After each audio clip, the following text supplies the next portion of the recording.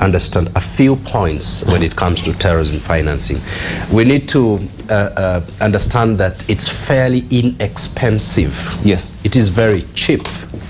It doesn't cost much money to mount, to organize terrorism and to engage in terrorist attacks.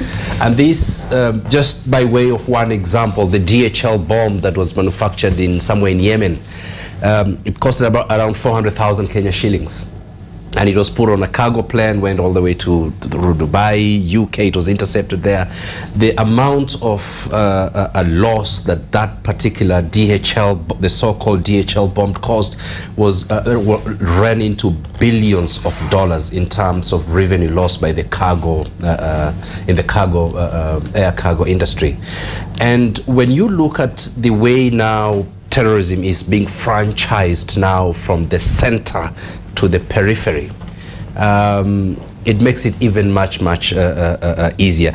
The second point here is the transnational nature of terrorism, where you have organized crime, extortion, a syndicate, and gang culture in many cities around the world. Most of the proceeds from the organized transnational crime, gang violence, they are used by terrorist groups, and terrorist groups, including groups like Al-Shabaab, have their own wings of that you know, kidnap and extort money from, or rather through other criminal activities that would seem to be just normal criminal activity.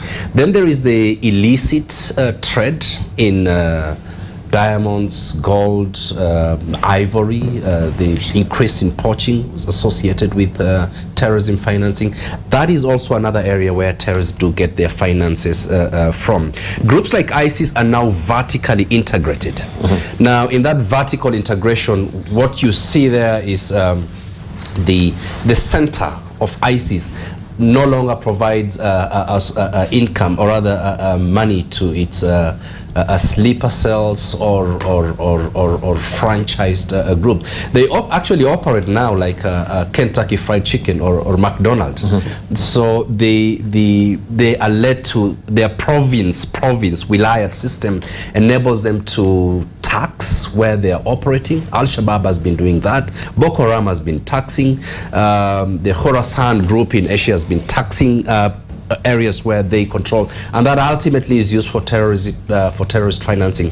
But again, this is asymmetric warfare. Mm-hmm. And there's something called asymmetry of cost. The cost of maintaining armies is so huge compared to the cost of maintaining sleeper cells and terrorist groups. Mm-hmm. And that's where they have an advantage.